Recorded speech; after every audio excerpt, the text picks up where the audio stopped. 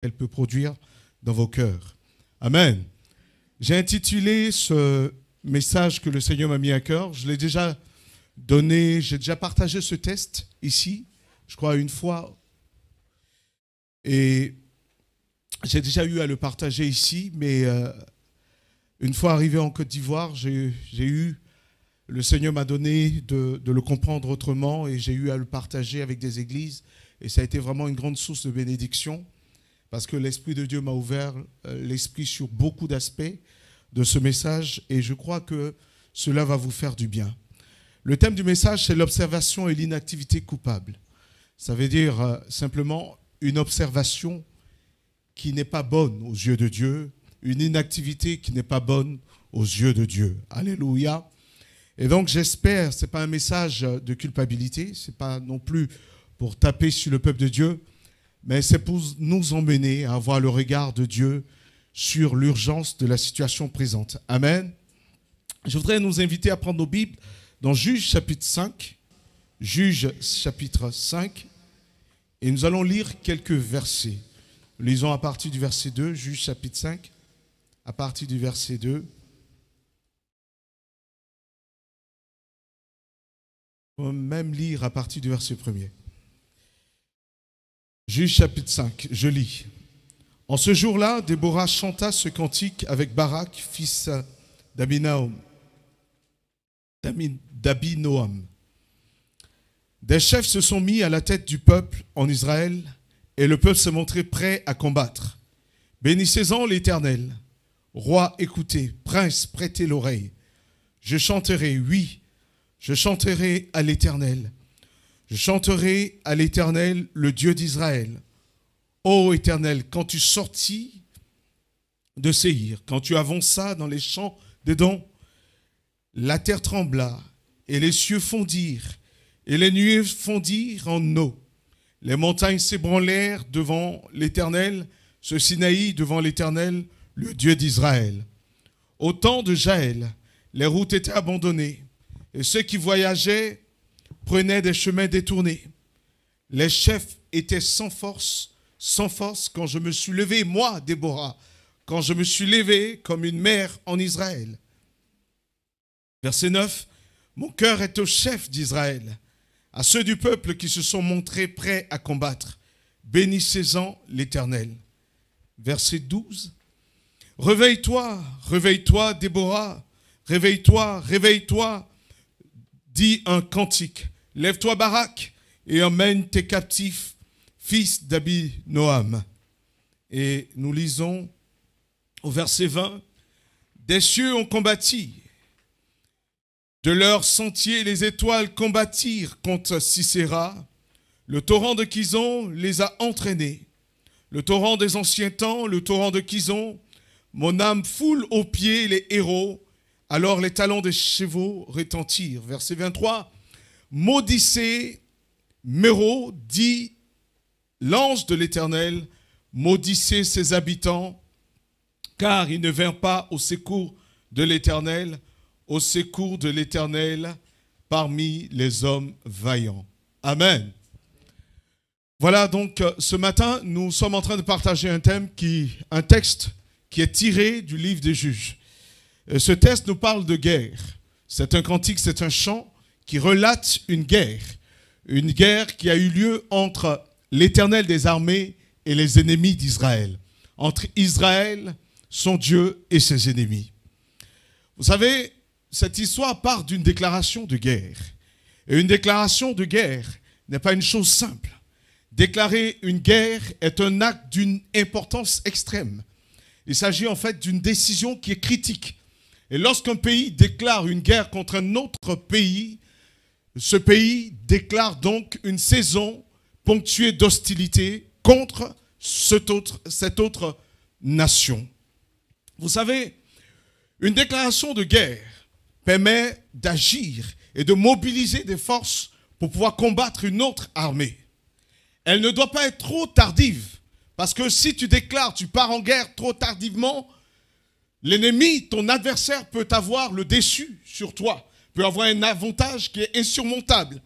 Elle ne doit pas être aussi trop précoce, parce qu'on n'aurait pas pris le temps d'évaluer les forces en présence. Et donc, dans ce passage que nous avons lu, Dieu va déclarer la guerre contre les ennemis d'Israël, contre ceux qui l'opprimaient, qui opprimaient les enfants d'Israël sans cause. Un homme du nom de Jabin et Sisera, son chef, qui opprimait les enfants d'Israël. Dans le chapitre qui précède le chapitre que nous avons lu, le chapitre 5, le chapitre 4 donc, la Bible nous relate le fait qu'il y avait un roi, le roi de Canaan du nom de Jabin, qui avait une armée de 900 chars de fer, qui était commandé par un homme méchant du nom de Sisera. Juge chapitre 4, verset 3. La Bible dit, il opprimait avec une extrême violence les enfants d'Israël, et ce, pendant près de 20 années. Après 20 ans d'oppression et d'abus de la part de ce peuple, des Canaanites, qui fatiguaient les enfants d'Israël, la Bible dit qu'ils vont appeler l'Éternel en aide, et Dieu va se lever pour venir, pour déclarer la guerre à Jabin et à Sisera. Et Dieu va donner la victoire aux enfants d'Israël. Ils vont mettre en déroute cette armée puissante qui sera réduite à rien du tout. Et pendant l'action de grâce, Déborah, qui était chantre et qui était prophétesse, va donner un cantique qui va lever le voile sur l'aspect spirituel de ce combat et de cette bataille qui venait d'être livrée. Amen. Avant de continuer, est-ce qu'on peut prier pour détruire toute opposition, toute distraction dans le nom de Jésus? Est-ce qu'on peut prier? Au nom de Jésus-Christ de Nazareth, que toute lourdeur, toute distraction soit liée au nom de Jésus-Christ. Merci Seigneur d'ouvrir notre esprit et de nous donner ta parole dans le nom de Jésus-Christ de Nazareth. Amen. Et donc Déborah va donner un cantique, mais dans le cantique que Déborah va donner, elle va montrer comment spirituellement Dieu a livré cette bataille qui physiquement a donné l'avantage aux enfants d'Israël. Et donc, qu'est-ce qui s'est passé? Pendant que Dieu part en guerre, Dieu va avoir des alliés. Il va avoir des alliés non des moindres. La création tout entière va voir que Dieu s'est levé pour libérer les enfants d'Israël. Et au verset 4, la Bible nous dit que la terre va voir son créateur. La terre voit son Dieu qui s'est levé pour livrer bataille contre les oppresseurs d'Israël, pour libérer les enfants d'Israël. Et la terre s'est dite, mon créateur s'est levé, je me lèverai. Et la terre s'est mise à trembler. Le sol sous les pieds des soldats ennemis était devenu instable et dangereux. Et les soldats ne pouvaient pas avancer. Et pendant ce temps, les cieux se sont dit, les cieux et les nuages se sont dit, nous allons nous associer à l'Éternel notre Dieu. Et la Bible dit au verset 4 que les cieux ont déversé les eaux. Les cieux se sont déversés, les nuages ont également versé l'eau. Et la pluie va commencer à tomber en abondance sur les soldats de Jabin et de Sisera. Et pendant que la pluie tombait, les chars ne pouvaient plus avancer parce que les chars s'embourbaient, s'enlisaient dans la boue. Et donc les chars ne pouvaient plus avancer. Et alors, les soldats vont descendre des chars et vont commencer à courir pour trouver refuge dans les cavités des montagnes. Alors, les montagnes vont voir que leur Dieu, que le Dieu créateur des cieux et de la terre, était en guerre. Et les montagnes vont prendre leur part à la guerre. Les montagnes ont laissé les soldats entrer dans les cavités. Et au verset 5, la Bible dit, les montagnes fondirent également sur ces soldats ennemis qui vont être emprisonnés dans les cavernes des montagnes. Notre Dieu est le Dieu des cieux, l'Éternel des armées. Toute création vient de lui. C'est par lui et pour lui qu'ont été faites toutes choses. L'univers a été créé par notre Dieu. Et comme il est le maître de l'univers, la Bible dit que les étoiles dans le ciel vont voir le Créateur, le maître de l'univers, se lever et aller en guerre. Et au verset 20, la Bible dit, les étoiles vont suspendre leur course et vont avant, à cette époque, on se dirigeait, il n'y avait pas de GPS, il n'y avait rien. On se dirigeait d'après les étoiles, pour les peuples qui n'avaient pas la boussole. Ils se dirigeaient d'après les étoiles. Et le sens des étoiles permettait aux voyageurs de pouvoir se retrouver. Et pour une armée qui part en guerre, elle a besoin de savoir, de connaître sa position. Et c'est pourquoi aujourd'hui, vous voyez, l'armée a investi énormément, les armées investissent énormément dans les satellites et tout cela pour voir les mouvements des autres armées. Et pour pouvoir se diriger à cette époque, on avait besoin des étoiles. On avait besoin de voir la position des étoiles. Mais les étoiles dans le ciel vont commencer à bouger. Les étoiles dans le ciel vont commencer à bouger en sorte que l'armée ennemie était empêchée de trouver son chemin. Alors, le petit bout d'armée qui restait va courir pour essayer de traverser le fleuve. Alors, ce fleuve qui s'appelait le torrent de Kizon a dit, mon Créateur est en guerre. Mon Dieu, celui qui m'a fait, est entré en guerre contre une armée ennemie. Moi aussi j'entrerai. J'entrerai en guerre pour soutenir le roi des rois, pour soutenir le Dieu vivant, pour soutenir l'Éternel, le Dieu des cieux est mon Dieu. Et la Bible dit, le torrent de Kizon va laisser l'armée ennemie entrer. Pendant qu'ils sont entrés, pendant qu'ils entrent, ils entrent au verset 21, et la Bible dit, la rivière va se déchaîner et emporter les soldats ennemis. Mais pendant ce temps, que fait le peuple? Au verset 2, la Bible dit, le peuple s'est montré prêt à combattre. Et la version originelle hébraïque dit, le peuple s'est offert pour la bataille. Parole de vie dit, le peuple s'est donné pour la bataille. Vous savez, il y a des moments où il ne s'agit pas simplement de participer à la bataille. Mais le peuple avait compris. La version dit, le peuple s'est offert pour la guerre. Dieu a besoin d'hommes et de femmes qui s'offrent pour ses desseins. D'hommes et de femmes qui s'offrent pour que s'accomplissent les desseins de Dieu. Le peuple s'est offert pour la bataille. Et la Bible déclare, oh, elle dira, mon cœur est avec les commandements. Déborah dira, mon cœur est avec les commandants d'Israël. Elle a offert son cœur pour les desseins de Dieu. Oui, mon frère, ma soeur, la bataille aujourd'hui n'est pas physique, elle est spirituelle. Vous savez, contrairement à nos frères d'en face qui mènent des guerres à la bombe, nous ne menons pas la guerre à la bombe. La Bible dit, les armes avec lesquelles nous combattons ne sont point charnelles. Nous savons que pour libérer les hommes, pour engager les hommes vers la voie de la justice, vers la voie de la paix, la voie de l'épanouissement, Dieu s'est levé et il a offert son Fils unique, Jésus-Christ, afin que quiconque croit en lui ne périsse point. Dieu a décidé, a déclaré pour la fin des temps, la bataille contre la dépression, une bataille contre le malaise des hommes, une bataille contre la souffrance des hommes. Dieu est en guerre. Dieu est en guerre. En guerre contre les démons, les puissances des ténèbres qui oppriment injustement la créature humaine. La Bible dit Dieu aime profondément l'homme et la souffrance des hommes est montée devant le trône de Dieu. Et Dieu cherche des hommes, non pas qui participent à la guerre, mais qui s'offrent volontairement pour que les desseins de Dieu s'accomplissent. Amen. La Bible nous dit dans Éphésiens chapitre 2 verset 10, nous sommes son ouvrage. Nous avons été créés en Jésus-Christ pour de bonnes œuvres que Dieu a préparées d'avance. Oui, Dieu a préparé un poste dans son armée. Il est temps de s'enrôler dans l'armée de Dieu. Il est temps que chacun choisisse son camp.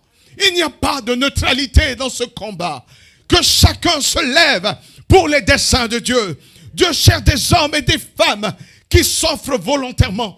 Dans Romains chapitre 12 verset 2, la Bible dit, ne vous conformez pas au siècle présent, mais soyez transformés par le renouvellement de l'intelligence, afin que vous discerniez quelle est la volonté de Dieu.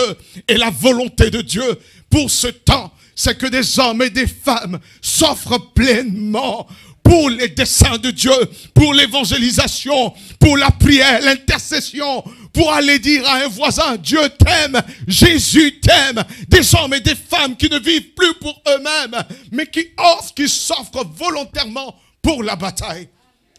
Dans Actes chapitre 20, verset 24, l'apôtre Paul va faire cette déclaration, je lis, « Mais je ne fais de moi-même aucun cas de ma vie, comme si elle était précieuse, pourvu que j'accomplisse ma course avec joie et le ministère que j'ai reçu du Seigneur d'annoncer la bonne nouvelle de grâce. » L'apôtre Paul dit, ma vie devant les desseins de Dieu, devant le royaume des cieux, devant le but de Dieu, devant la destinée prophétique de mon voisin, de ma voisine, de mon ami, de mon parent. Je ne fais aucun cas de ma propre vie comme si elle avait de l'importance, mais je veux annoncer l'évangile, je vais accomplir les buts de Dieu. Mon frère et ma soeur, l'or et l'argent ne sont pas un but, mais le but, c'est le salut des hommes. Alléluia. Peu importe ta condition sociale, dans Juge chapitre 5, verset 12, Déborah va dire, réveille-toi, réveille-toi, Déborah. Réveille-toi, femme. Vous savez, à cette époque, les femmes n'étaient pas, la condition des femmes n'était pas reluisante. Elles étaient reléguées au second niveau. Elles n'étaient pas considérées. Elles étaient considérées comme faibles, comme ne pouvant rien apporter sur un champ de bataille. Mais Déborah va dire, ce n'est pas parce que des hommes ou la société me regardent autrement que je m'arrêterai. Déborah va dire, oui, réveille-toi Déborah, oui, réveille-toi femme, je te dis ce matin, réveille-toi femme, réveille-toi femme, réveille-toi comme une mère, réveille-toi comme une mère, dira Déborah, pour pouvoir accomplir les desseins de Dieu. Parce que lorsque Dieu veut agir, il a besoin des femmes. Amen. Déborah va dire, je ne connais pas l'art de la guerre. Je ne peux pas livrer bataille. Je ne peux pas tenir une épée. Mais j'ai quelque chose. Vous savez, rien n'est insignifiant dans cette bataille. Toutes les âmes sont importantes. Elle, son âme était le cantique. Elle va se lever. Tu es là, présent parmi nous. Je t'adore. Elle s'est mise à chanter à la gloire du Dieu vivant. Elle s'est mise, elle dit, je donnerai un cantique. Voici ma part. Regardez Jaël.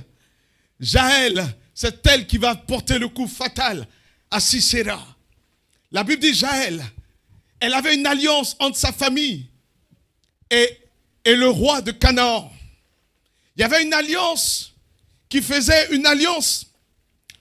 que elle était, humainement parlant, obligée de s'allier au roi de Canaan. Mais elle s'est dite, dans cette bataille, aucune vieille alliance ne tient. Aucune alliance ne peut me retenir. Aucune alliance parentale. Tu ne diras plus, mon parent, mon père ont fait, ma mère a fait. Dieu veut faire avec toi. Quel que soit ton passé, quel que soit ce que tu as été. Elle savait qu'il y avait une alliance, mais elle va mépriser cette alliance parce que Dieu s'est levé. Juge chapitre 4, verset 17. Elle avait une alliance. Quel que soit ton passé, Dieu ne regarde pas ton passé. Il y a de l'avenir et Dieu veut t'enrôler dans son armée. Quels que soient les échecs que tu as connus, quelles que soient les difficultés que tu as connues, quel que soit le parcours que tu as connu, quelqu'un me dira, mon parcours est chaotique, Dieu peut-il m'utiliser? J'ai fait tellement d'erreurs, peu importe tes erreurs, lève-toi et réponds à l'appel de Dieu ce matin. Alléluia, lève-toi.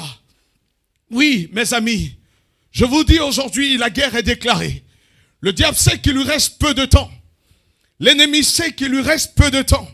Et Dieu a déclaré la guerre au péché, la guerre à la dépendance, la guerre à l'oppression, à la dépression, la guerre à la peur, la guerre à la précarité, la pauvreté, la servitude imposée par l'ennemi, par Satan aux hommes et aux femmes. Dans Genèse chapitre 3 verset 15, Dieu déclarait déjà une guerre. Je mettrai inimitié entre toi et la femme, entre ta postérité et sa postérité. Celle-ci t'écrasera la tête et tu lui mordras le talon. Cette déclaration du Seigneur dans l'Ancien Testament, dans Genèse, accourt aujourd'hui. Oui, une guerre est déclarée. Et dans cette guerre, il y a un voleur. Et en face du voleur, il y a un berger. Le diable est venu pour voler, pour dérober, pour égorger, pour détruire. Jean chapitre 10, verset 10. Mais Jésus-Christ est venu afin que ces brebis aient la vie et qu'elle l'ait en abondance. Amen. C'est là le dessein de Dieu. Dieu aime l'homme. Dieu a tant aimé l'humanité qu'il a donné son Fils unique pour que tout homme, de toutes les nations, de tous les peuples, quelle que soit leur histoire, quelle que soit leur provenance, ait la vie éternelle. Voilà le combat qui vaut la peine, car nous n'avons pas à lutter contre la chair et le sang. Oui, dans 1 Jean 5, verset 19 au verset 20, la Bible nous dit que le monde entier est sous la puissance du malin. Le monde entier, regardez autour de vous, les familles souffrent, opprimées par des démons, par des puissances des ténèbres. Regardez autour de vous, levez la tête, regardez, l'ennemi perd de plus en plus de personnes. Quel que soit le rang social, les hommes sont plus que jamais déprimés. Ils ont des diplômes en poche, mais ils sont dépressifs. Ils ont de l'argent, des comptes bancaires remplis, mais ils sont malheureux. Vous savez, je passais devant un jour un directeur général et je lui ai dit, il n'y a rien de plus rationnel que la Bible. Et puis je suis parti. 3 mois plus tard, ce directeur général vient me rendre visite à mon bureau. Il attend pendant des heures devant ma porte. Et puis, il entre. Et il me dit, je viens parce que depuis 3 mois, il y a une parole qui me trottine en tête. Tu as dit qu'il n'y a rien de plus rationnel que la Bible. C'est la première fois que j'entends cela. Cette parole peut sembler simple, mais mon âme est troublée au fond de moi. Parce que je croyais que Dieu n'existait pas. Mais maintenant, je sais qu'il existe et je ne suis plus en paix. Dis seulement un mot. Dis seulement une parole de la part de Dieu à quelqu'un. Tu n'as pas à convaincre, c'est le Saint-Esprit qui convainc. C'est l'Esprit de Dieu seul qui est capable d'emmener un homme à la réalité. Vous annoncez la parole.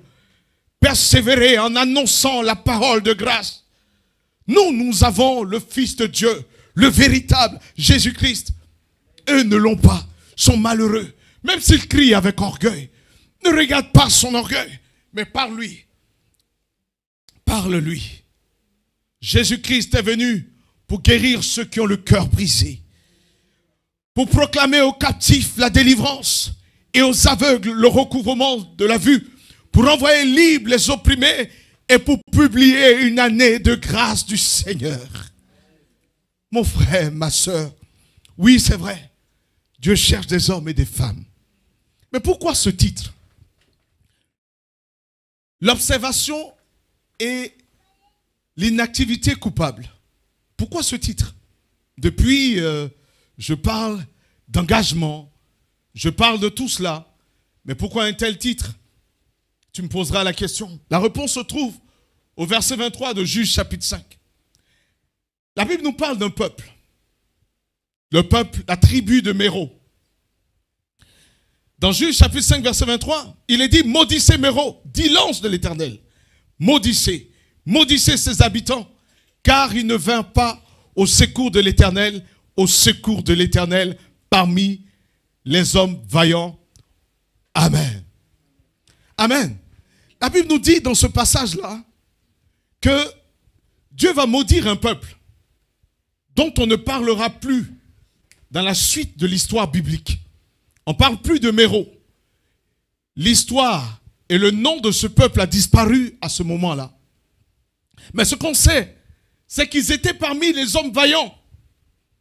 La tribu de Méro était parmi les hommes vaillants. Pendant que Dieu était en guerre, cette tribu a résolu de rester là et de ne rien faire. Et d'observer, de regarder. Elle était inactive, terrée dans l'observation. C'est comme ça que beaucoup d'entre nous se disent, le pasteur va prêcher, on n'a pas besoin. Les gens vont annoncer l'évangile, nous n'avons pas besoin de le faire. Beaucoup de personnes ont des dons, des talents, sont comme ces vaillants hommes de Méro, mais sont assis et ne font rien pour pour le Seigneur. Dieu est en guerre. Toute la création s'est alliée à Dieu. Le peuple s'est allié au Seigneur. Mais la tribu de Méro est restée sur le parvis de sa maison pour regarder le combat. Oui, mon frère, il y a des observations qui sont des erreurs. Il y a des observations qui sont des fautes devant Dieu. Il y a des observations qui sont coupables. Pourquoi donc Dieu maudit ce peuple? Cette localité inconnue qui va disparaître. La Bible dit, parce qu'elle n'est pas venue au secours de l'Éternel. Tu me diras, mais qui peut secourir Dieu? Il est Dieu. Il est roi. Il peut se secourir lui-même. Mais Dieu a donné la terre aux hommes. Pour agir sur terre, Dieu a besoin des hommes et des femmes. Amen. Qui se lèvent et qui se disposent pour ses desseins. Il est temps que tu saches de quel côté tu es. Jésus dit dans Matthieu chapitre 12, verset 30, « Celui qui n'est pas avec moi, est-ce qu'il est neutre? Il est contre moi. Celui qui ne se rassemble pas, celui qui ne se rassemble pas avec moi, disperse à l'étranger. » Lorsque nous nous asseyons, que nous fermons la bouche, nous livrons les hommes autour de nous à l'ennemi. Nous disons en d'autres mots, qu'ils prennent, c'est pas grave. Mais c'est grave pour Dieu. Dieu aime tout homme. Jésus dit, si tu ne rassembles pas, tu ne te rassembles pas avec lui. Si tu n'es pas avec lui, tu es contre lui. Il n'y a pas de Suisse dans le monde spirituel. La Suisse, c'est la neutralité. Mais il n'y a pas de neutralité dans le monde spirituel. Soit tu es avec Jésus, soit tu n'es pas avec lui. Soit tu te rassembles avec lui, soit tu ne te rassembles pas avec lui. Mais il n'y a pas d'observation non coupable. L'inactivité et l'observation ne sont pas admissibles devant le Seigneur. Dans Matthieu chapitre 25, à partir du verset 14 jusqu'au verset 30, Jésus donne une parabole. La parabole des talents. Il parle d'un homme qui va confier des talents à ses serviteurs afin qu'il les fructifie à son retour. Il en a donné 2 à l'un, 5 à l'autre, 1 à un d'entre eux, et après quelque temps, il revient et il leur demande de venir rendre compte. Celui qui avait 5 en a gagné 5 autres. Et le Seigneur lui dit, entre dans mon repos, bon et fidèle serviteur. Il en a donné 2 à l'un qui en a gagné 5 autres. Quand il est revenu, le Seigneur lui a dit, entre dans mon repos, bon et fidèle serviteur. Et est venu le temps pour celui qui avait reçu un seul talent de rendre compte. Quand il est venu, il a dit, j'ai enfoui ton talent et je te le rends. Prends ce qui est à toi. Et le Seigneur dira de lui 2 choses. Serviteur méchant et paresseux. Paresseux. Méchant parce qu'insensible. Sans compassion pour le monde qui meurt. Insensible à l'égard de son voisin. Vous savez en fait ce qui nous empêche d'évangéliser? C'est le manque d'amour. Le manque d'amour et de compassion pour les âmes qui périssent. C'est ce qui nous empêche d'évangéliser. C'est ce qui t'empêche toi d'annoncer l'évangile autour de toi. Vous savez, il y a le pasteur Matado, qui est un pasteur de la plus grande église évangélique du Japon. Il rendait son témoignage.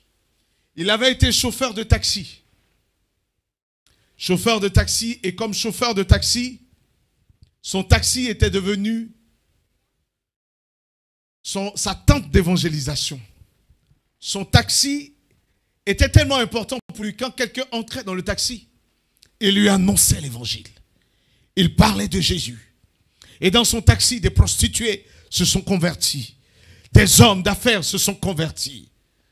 Dieu va commencer à emmener des âmes au salut à travers son taxi. Et aujourd'hui, il y a plusieurs églises à travers le monde. Il a commencé par un taxi. Toi, par quoi vas-tu commencer? Commence maintenant. Alléluia. Il dit, serviteur paresseux.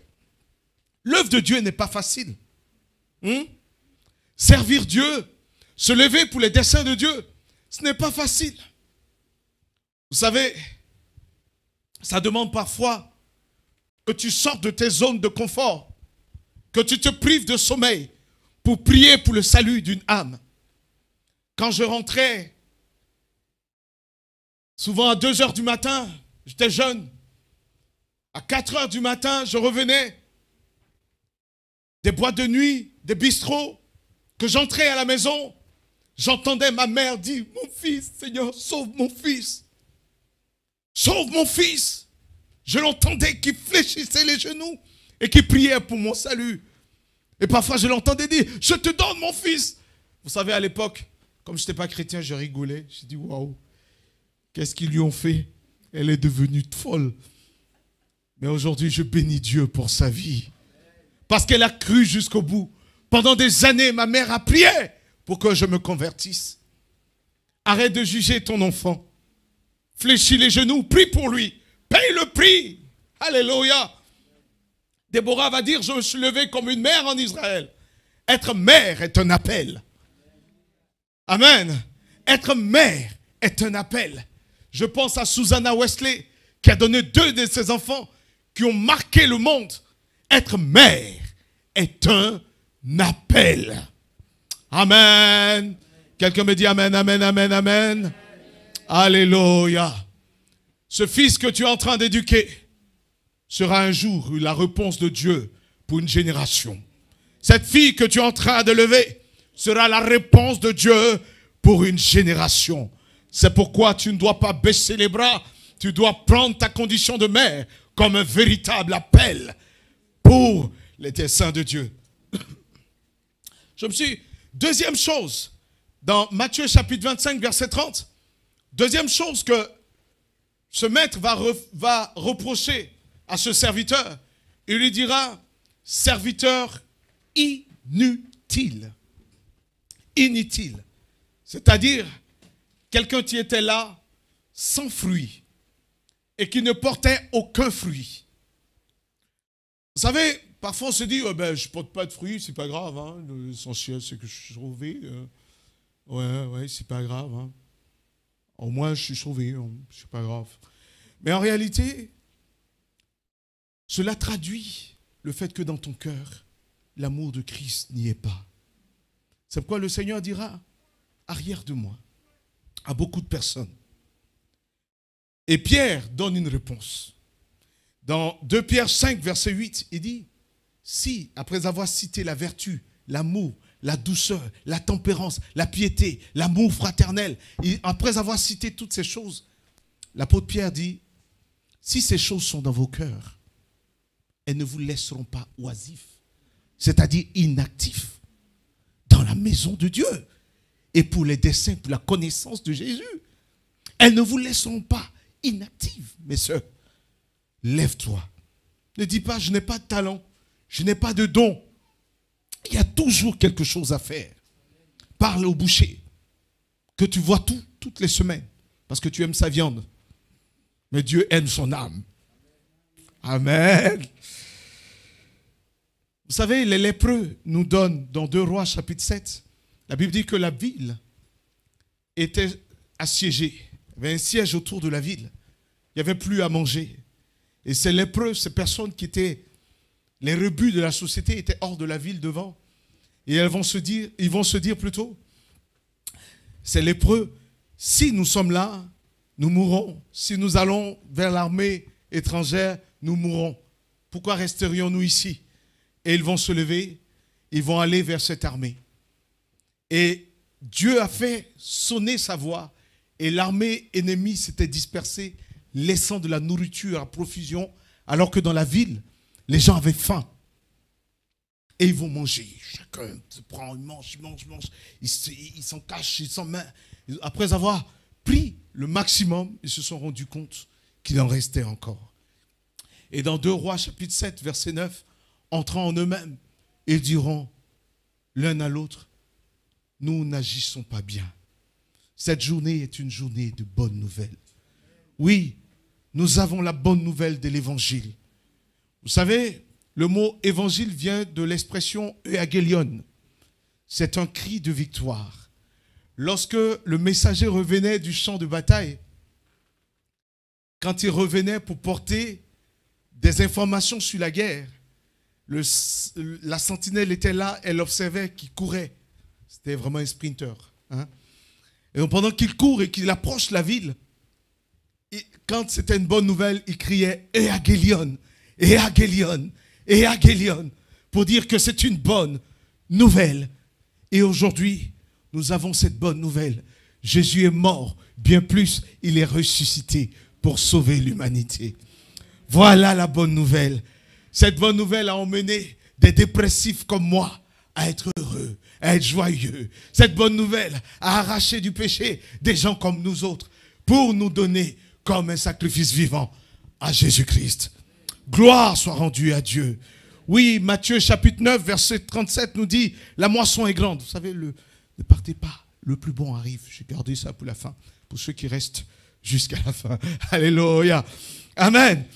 Matthieu chapitre 9, verset 27, la moisson est grande. Regardez autour de vous, mais il y a peu d'ouvriers. Oui, vous savez, il y a peu d'ouvriers. Il est important de se lever, parce que si nous nous levons, Dieu va nous rétribuer, va nous donner un salaire. La Bible dit, vous donc, ne laissez pas faiblir vos mains, car il y a un salaire pour vos œuvres. Dans Hébreux chapitre 4, verset 13, la Bible dit que nous rendrons compte un jour à Dieu. Dans Hébreux chapitre 10, verset 31, c'est une chose terrible de tomber entre les mains de Dieu. Et c'est pourquoi nous devons nous ranger dans le bon camp. Il y a des récompenses. Dans Malachie chapitre 3, verset 18, la Bible dit Dieu fera à la fin des temps une différence entre le juste et le méchant, mais une autre différence entre celui qui sert Dieu et celui qui ne le sert pas. Les disciples de Jésus-Christ sont graciés. Nous ne passerons pas devant le tribunal, le trône blanc, mais nous passerons devant le tribunal de Christ, qui est un tribunal de récompense. Jésus dit, c'est vrai, celui qui croit en moi, dans Jean chapitre 3, verset 17 au verset 19, celui qui croit en moi ne sera point jugé. Donc il y a un autre tribunal. Dans 2 Timothée 4, verset 8, la Bible dit, le Seigneur, le juste juge, viendra un jour, reviendra et donnera la couronne de justice. L'apôtre Paul disait, Jésus dit aujourd'hui à ses enfants, dans Apocalypse chapitre 22, verset 12, je reviens bientôt et ma rétribution est avec moi pour rendre à chacun selon ses œuvres. Jésus dit, je reviens et je donnerai à chacun selon ce qu'il aura accompli, selon ce qu'il aura fait. Et il y a des critères pour cette récompense. Il y a un effort. L'apôtre Paul parle de l'effort de l'athlète. Il y a un témoignage à rendre. Il y a un ministère qui veut dire service à accomplir. Il y a l'exercice des dons spirituels que nous avons reçus. Il y a aussi les souffrances que nous aurons endurées. Servir Dieu veut dire accepter de souffrir. Paul dira à Timothée, viens et souffre avec moi. On ne peut pas vouloir servir Dieu et puis vouloir que tout le monde t'applaudisse. Beaucoup de personnes ont arrêté de servir Dieu parce qu'on ne les a pas applaudis. Parce qu'on ne leur a pas dit, je reconnais que tu as fait de grandes choses. Lève-toi, sers Dieu de tout ton cœur. C'est pour Dieu, non pour les hommes, que tu le fais. Beaucoup de personnes ont arrêté d'évangéliser parce qu'elles ont été rejetées. Jésus lui-même, qui est l'onction incarnée, qui est l'onction lui-même, le roi de gloire, il n'a pas été accepté par tous. Il a été parfois rejeté. Non, je ne veux pas annoncer l'évangile parce qu'ils vont me parler mal. Vous savez, quand je me suis converti, je ne connaissais pas grand-chose de la Bible. Mais j'ai compris qu'il fallait sortir pour aller évangéliser, donc seul. Parfois on se dit, il faut que tout le monde sorte avec moi.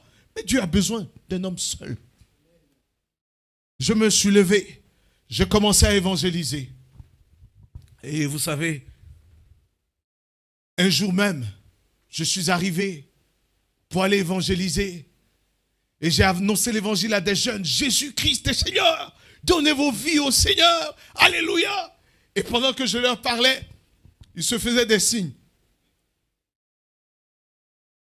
Et puis il y a un qui a fait Et puis je sens une main sur mon épaule.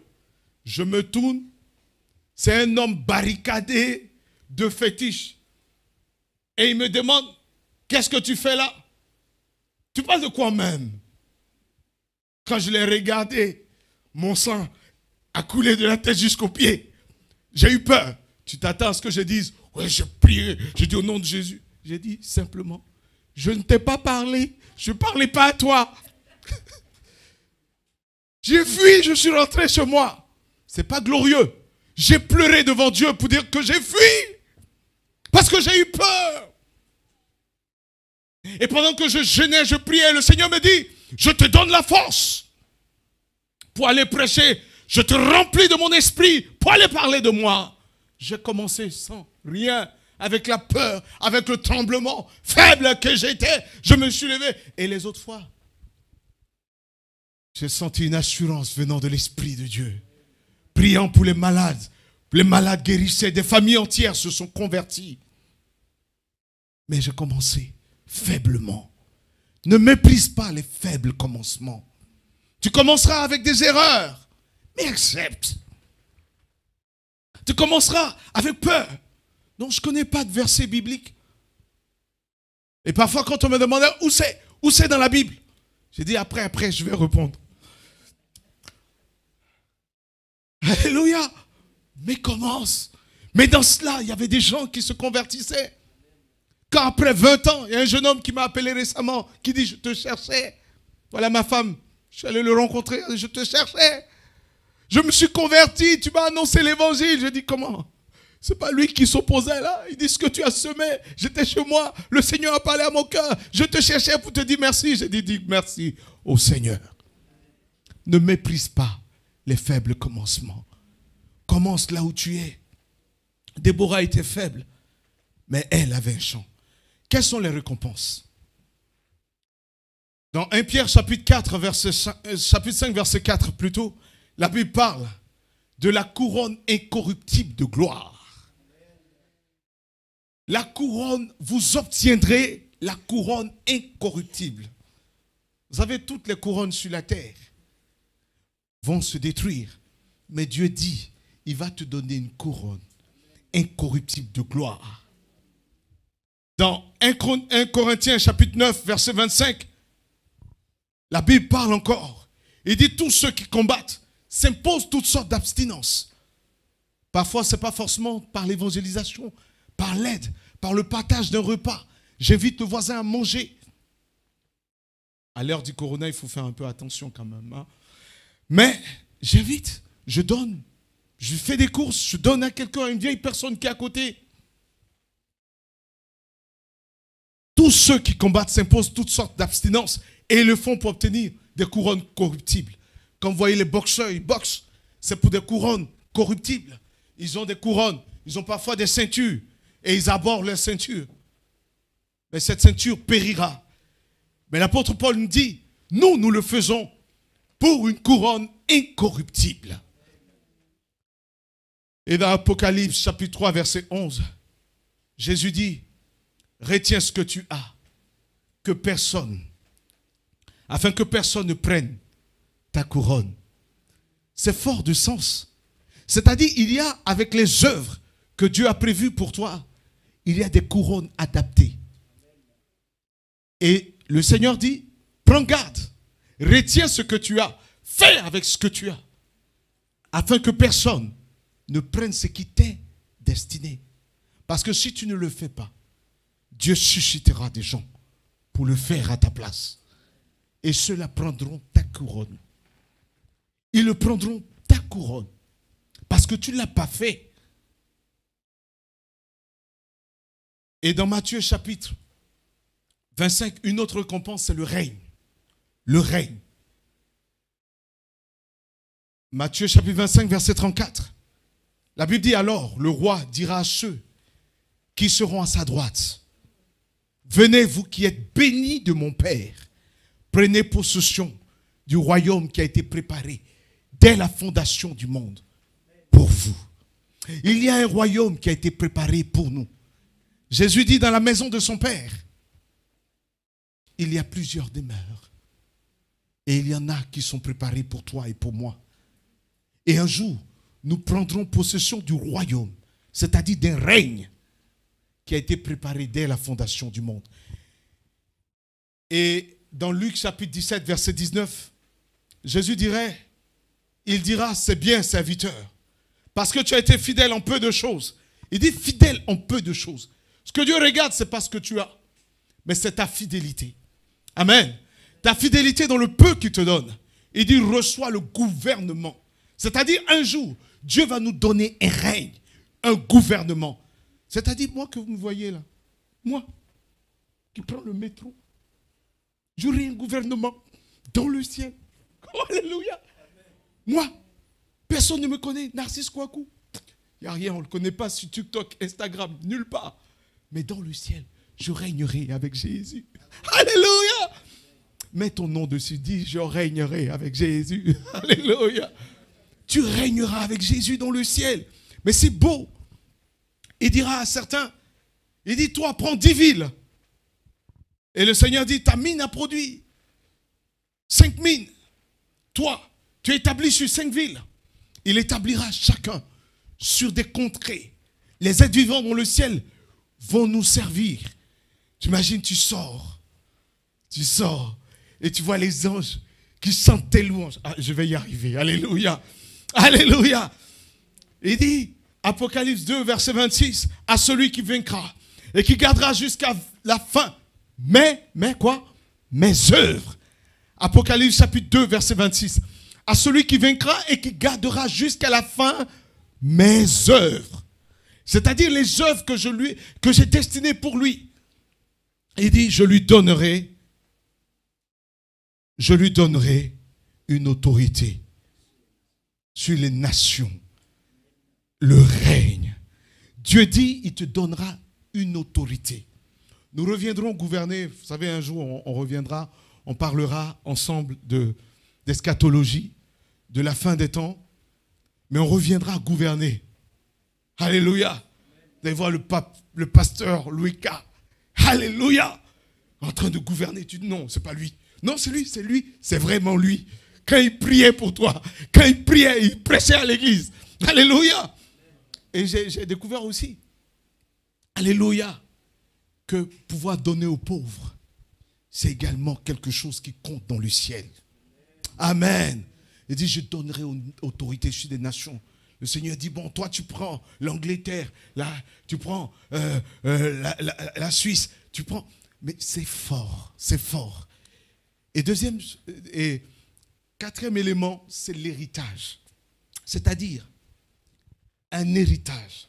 Dans Colossiens chapitre 3, versets 22 à 25, la Bible dit, tout ce que vous faites, faites-le de bon cœur pour le Seigneur, non pour les hommes, sachant que vous recevrez du Seigneur l'héritage pour récompense. Amen. Vous savez, tu as papa, t'as pas papa, ton papa a l'argent ou pas. Là-bas, tu as un héritage. Alléluia. Et tu n'auras pas à le disputer avec quelqu'un. Oh, mon frère a pris mon héritage. Non, là-bas, c'est pour toi. Amen. Alléluia. Et c'est merveilleux. La Bible dit, l'apôtre Paul continue en disant, servez Christ le Seigneur, car celui qui agit injustement recevra selon son injustice. Il n'y a point acception de personne. Et l'apôtre Paul, dans Actes chapitre 20, verset 32, va encore dire, et maintenant, je vous recommande à Dieu et à la parole de sa grâce, à celui qui peut édifier et donner l'héritage à tous les sanctifiés.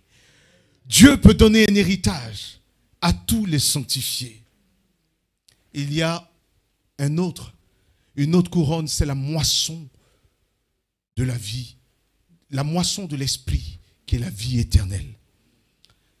Il dit dans Galates 6, versets 7 à 9, l'apôtre Paul dit, ne vous y trompez pas, on ne se moque pas de Dieu.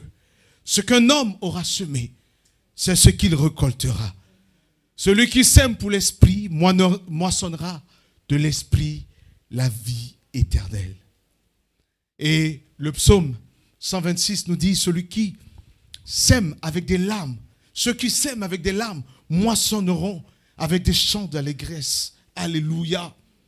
Et enfin, il y a d'autres choses, mais je vais m'arrêter là. Il y a la louange. La louange. Vous savez, les rois de ce monde aiment être loués. Mais dans Matthieu 25, verset 21, la Bible dit, son maître lui dit, c'est bien, bon et fidèle serviteur. Tu as été fidèle en peu de choses, je te confierai beaucoup. Entre dans la joie de ton maître. C'est-à-dire, tu entres dans la joie de ton maître. C'est-à-dire en entrant dans la présence de ton maître, tu fais sa joie et son exclamation. Un jour dans le ciel, pendant que nous avons fermé les yeux sur terre et que nous l'ouvrons devant le royaume des cieux, Jésus-Christ nous attendant à la porte de son royaume, il voit Béatrice. Je ne connais pas Béatrice ici, mais je dis Béatrice comme ça. Hein? Il voit Béatrice. Et il voit Béatrice, il dit, oh, Béatrice, princesse des princesses, beauté des beautés, fille de ma joie et de mon bonheur, entre dans mon repos, entre dans le royaume que ton Père a préparé. Alléluia. C'est fort. Si tu ne crois pas, lis ce verset avec moi. 1 Corinthiens chapitre 4, verset 5. La Bible dit, c'est pourquoi ne jugez rien avant le temps. Parce qu'il y a beaucoup qui travaillent dans le secret également, qui ne travaillent pas de sorte à frapper les yeux. Ne jugez rien jusqu'à ce que vienne le Seigneur, qui mettra en lumière ce qui est caché dans les ténèbres et qui manifestera les desseins du cœur. C'est-à-dire, tout dépend de la manière, de ce que tu veux faire. Pourquoi tu le veux? Est-ce que tu le fais pour être vu? Pour qu'on dise, ah, mais le mec, il est spirituel, il est hyper spirituel. Non, non. Est-ce que tu le fais pour le Seigneur? Amen. Et si tu le fais pour le Seigneur, la Bible dit que, alors, tu recevras de Dieu quoi? La louange qui t'est due. C'est-à-dire, tu imagines, nous avons loué Jésus sur terre, mais dans le ciel, le Seigneur va nous louer. Amen. Le Seigneur lui-même va élever la voix pour nous louer, pour te louer, pour nous louer. La Bible dit dans Luc, chapitre 12, verset 37, je le dis pour ceux qui notent, heureux les serviteurs que le serviteur que son maître trouvera faisant ainsi, travaillant et veillant. Heureux, heureux. Et vous savez, sur terre, le Seigneur te donnera encore plus de responsabilités. La Bible dit, à celui qui a été fidèle dans peu de choses, il te sera confié de grandes. Tu vas commencer peut-être par l'intercession pour ta maison. Ensuite, le Seigneur va te confier l'intercession de la ville, l'intercession des nations et des peuples. Le retour du Seigneur est proche, mon frère. La Bible dit que dans Apocalypse chapitre 11, verset 18, les nations seront irritées et ta colère est venue. Le temps est venu de juger les morts. Le temps arrive où le Seigneur jugera les morts, où nous tous, nous allons nous retrouver devant le trône du Seigneur. Et le chapitre 5 que nous avons lu, la Bible dit le peuple, quand le peuple a vu que Dieu avait répondu, Dieu s'est levé, le peuple s'est offert pour la bataille. Mon frère, ma sœur, l'apôtre Paul nous exhorte par les compassions de Dieu à nous offrir, à offrir nos corps comme un sacrifice vivant, sain et agréable. C'est la seule manière dont on entre dans cette bataille. On ne s'offre pas à moitié. Un pied dedans, un pied dehors, c'est dehors. On s'offre entièrement. D'autres disent, Seigneur, prends cela, mais laisse telle partie. Il y a telle chose, ma carrière, ce que je veux faire. Je veux devenir grand dans ce monde. Je serai le premier et non à la tête. Vous savez, l'évangile de prospérité est en train de faire son cours. Beaucoup de personnes. Tu seras à la tête, tu seras le premier. Tu gagneras des millions. Donne ça. C'est parce que vous aimez ça que la Bible dit celui qui a le royaume des cieux. Celui qui cherche premièrement le royaume des cieux n'a pas besoin de se préoccuper de ces choses. Dieu donne ces choses. Et le Seigneur lui-même dira, c'est les païens qui cherchent ces choses. Mais cherchez premièrement le royaume des cieux. Vous savez ce que c'est que le royaume des cieux? Souvent on dit le royaume des cieux, on pense que c'est dans le ciel. Le royaume des cieux, c'est le règne de Jésus. Chercher le royaume, c'est chercher à ce que le règne de Jésus-Christ s'établisse dans les cœurs, dans les vies. Je vois des hommes en train de souffrir dans les hôpitaux. Que le règne de Dieu arrive. Que le règne de Dieu s'opère dans les membres des hommes malades et qu'ils reçoivent la guérison. Je me lèverai parce que je cherche à ce que le règne de Jésus s'établisse. Je prierai pour les malades parce que le règne de Dieu veut que le corps soit rendu tel qu'il a été créé. Alléluia. Je veux le règne de Dieu. Quelqu'un est dépressif, je lui parle de Jésus, je lui parle de la vie éternelle, je lui parle du salut, je lui parle du Dieu qui a dit, venez à moi vous qui êtes fatigués et chargés, je vous donnerai du repos. Il y a du repos dans la maison de mon Père, mon cher voisin. C'est ça, annoncer l'évangile. Mes frères, tout ce que vous voyez là passera. La terre et le ciel passeront. Mets ta vie au service du Seigneur. Vous savez, je dis souvent à mon épouse, je fais ce que j'ai à faire parce que pour moi, je suis un étranger voyageur sur la terre. Ni je suis né, ni je repartirai. Je n'emporterai rien sur la terre. Oh, les jeunes gens, il n'y a pas Nike dans le royaume des cieux. Il n'y a pas iPhone 13 là-bas. Je n'emporterai pas mon iPhone, le dernier cri, pimpant neuf, je ne l'emporterai pas. Mais tu peux faire quelque chose. Jésus a dit, amassez des trésors dans le ciel, là où la teigne, la rouille ne passeront jamais. Tu auras eu le dernier cri de iPhone, bientôt, d'ici quelques années, ça sera le iPhone 20. Et ton 13 sera, on dit, tu as encore le 13. Tout ça, ça passe.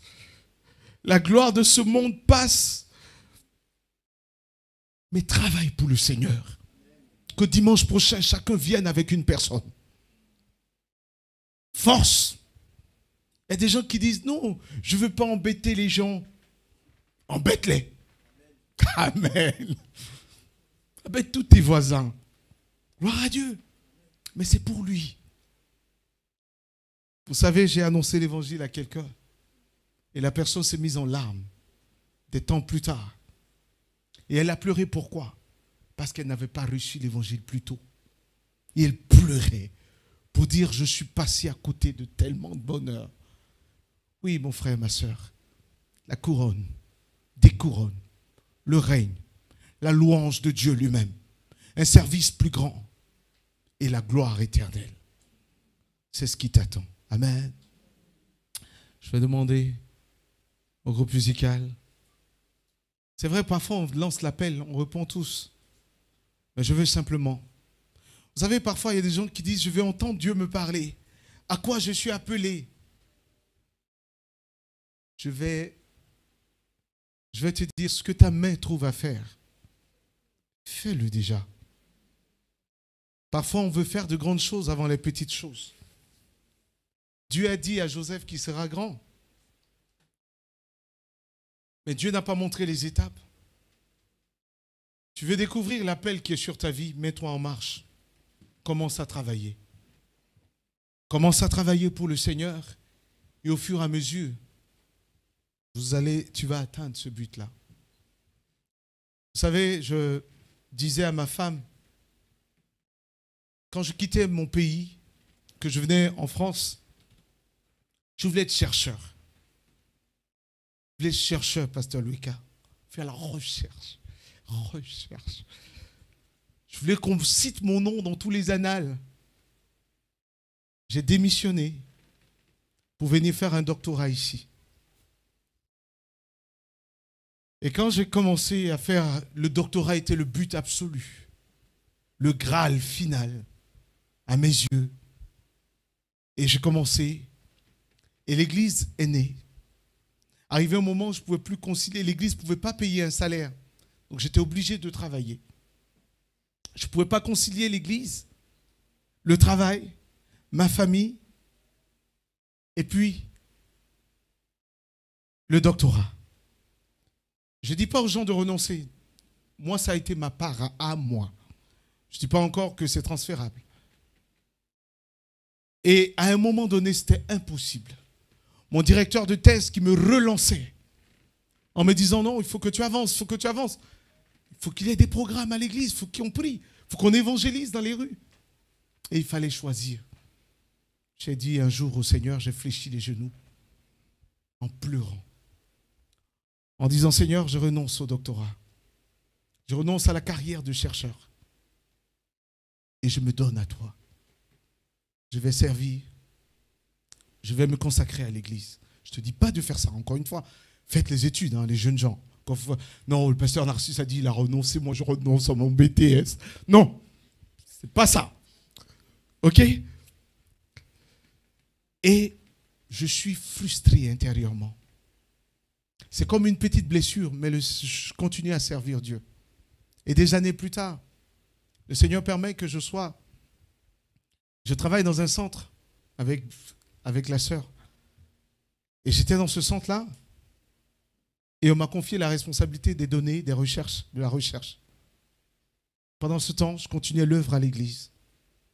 En 2 années, 3 ans, la recherche que je cherchais et que j'avais abandonnée pour le royaume des cieux, en 2 années, 3 ans, le Seigneur a permis qu'on publie dans les plus grandes références au monde. Le chercheur que je voulais, le Seigneur m'a donné d'être chercheur en étant pasteur dans l'église. Et c'est pourquoi pour ceux qui cherchent, je ne demande pas de me googliser, ne me googlisent pas, mais ils verront que j'ai des pages de recherche référencées dans les plus grandes bibliothèques au monde. Mais j'ai cherché premièrement le royaume des cieux. Et toutes ces choses sont tellement simples à donner à Dieu, par Dieu. J'ai eu ces choses-là sans souffrir. On me dit, mais tu as fait tout ça en une vie? À quel moment? J'ai dit, je n'ai rien fait. J'ai seulement cherché le royaume des cieux et la justice de Dieu. Et je voudrais vous encourager, nous encourager. Fais-le non pas pour les pasteurs, non pas pour nous, mais pour Dieu. Lève-toi. Dimanche prochain, viens avec quelqu'un, un collègue, un parent. Mais dimanche prochain, plus qu'il y ait de place ici. Et que très rapidement, on fasse 2 ou 3 cultes. Mais dis-toi, une fois par mois, au moins une personne. Bon, j'élargis un peu. Une fois par mois, une personne doit être sauvée. Amen. C'est mon but. Parce qu'en le faisant, j'obtiendrai une couronne dans le ciel. Est-ce qu'il y a des évangélistes ici? Nous sommes tous des évangélistes. Vous savez, les noms archibishop, apôtre de la terre et des planètes, prophète des nations et des peuples, nous, on ne connaît pas ça. Quand tu me demandes, mais tu fais quoi? Ton rôle, c'est quoi? Ton ministère, c'est quoi? Parfois, je suis étonné. La question m'étonne. Parce que je ne suis ni apôtre, ni tant. Je suis juste un frère qui sert Dieu. Amen. Qui sert Dieu. Laisse les titres. Sers ton Dieu. Lève-toi. Seigneur, je suis malade. Mais le Seigneur te dit, malgré ta maladie, lève-toi. Et tu verras que la force te reviendra. Amen. Commence à annoncer. Alléluia. Nous allons chanter un chant ensemble et chacun va prendre une décision. Vous savez, en Côte d'Ivoire, j'ai remarqué, quand j'avais vu les heures de culte, et souvent les gens faisaient des cultes pendant 2 heures, pendant 4 heures, 5 heures, je regardais, j'ai dit, oh là là, il faut que je parte après, j'ai un rendez-vous là. Vous savez, ce n'est pas pour vous retenir, mais ne regardez pas le temps qui est passé. Une décision de ta part. Dieu bénit au-delà de toute mesure. Tu te lèves pour servir Dieu, Dieu bénira tes affaires. Dieu bénira tout ce que tu fais, ton travail. Le travail de tes mains sera béni. Dieu t'élèvera. Ne cherche pas qu'on te donne une position dans l'église, mais lève-toi. Peu importe, que les pasteurs me voient ou pas, j'intercède, je prie. Que les gens me voient ou pas, je me lève, je fais pour Dieu. Amen. Alléluia. Quand je suis arrivé en Côte d'Ivoire, beaucoup de pasteurs me disaient, mais tu travailles, tu es pasteur. Et puis tu travailles même plus que nous, tu es à toutes les réunions, tu es tout le temps là. Mais pourquoi? Parce que ma vie ne m'appartient plus. Dis avec moi, je ne m'appartiens plus. J'appartiens à Jésus. Je m'offre pour la bataille. L'observation et l'inactivité sont coupables. Amen. Je me lèverai. Amen. Est-ce qu'on peut baisser la tête et on va commencer à prier? Commence à dire, Seigneur, me voici, prends-moi. Me voici, prends-moi. Prends mes membres, prends ma voix, prends ma langue, prends-moi. Prends-moi, Seigneur. Merveilleux.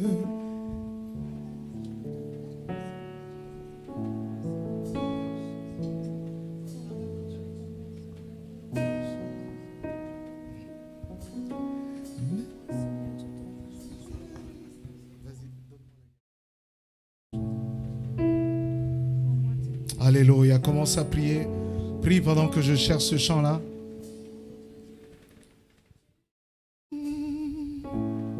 Merveilleux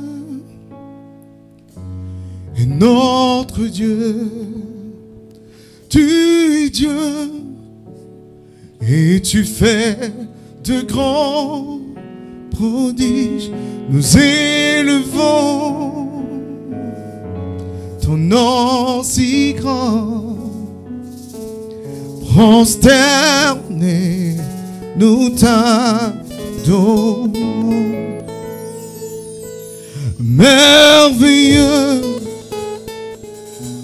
est notre Dieu.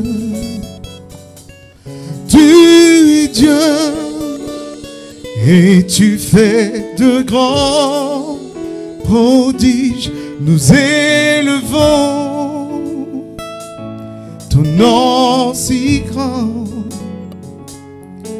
Prosternés, nous t'adorons. Tous ensemble chantons. Merveilleux. Seigneur, nous voulons nous offrir. Et notre Dieu. Parce que nous sommes convaincus que pour cette génération, tu veux faire des prodiges. Dieu. Et voici, nous voulons nous offrir. De grands prodiges, nous élevons ton nom si grand. Prosternés, nous t'adorons. Si tu es là ce matin et que tu veux t'offrir, lève simplement la main. Tu veux t'offrir totalement pour les buts de Dieu. Lève la main. Lève la main. Tu veux simplement dire, Seigneur, voici ma vie, ma jeunesse. Je veux tout te donner, Jésus. Lève la main, lève la main. Ne soyez pas timide. Levez la main pour ceux qui le peuvent, qui le veulent. Tu vas faire cette prière. Seigneur, me voici. C'est le temps. C'est la saison favorable. Sinon, tu ne me l'aurais pas dit. Tu as parlé à mon cœur. Tu as réveillé des prophéties ce matin dans mon cœur. Pendant que ta parole passait, tu m'as convaincu. Je me suis laissé convaincre que tu voulais m'utiliser, que tu veux m'utiliser pour tes desseins. Je m'offre maintenant. Je m'offre maintenant à Jésus pour le royaume, pour ton règne, pour que les hommes ne soient plus sous l'oppression du malin, pour que les hommes ne soient plus sous l'oppression de la dépression.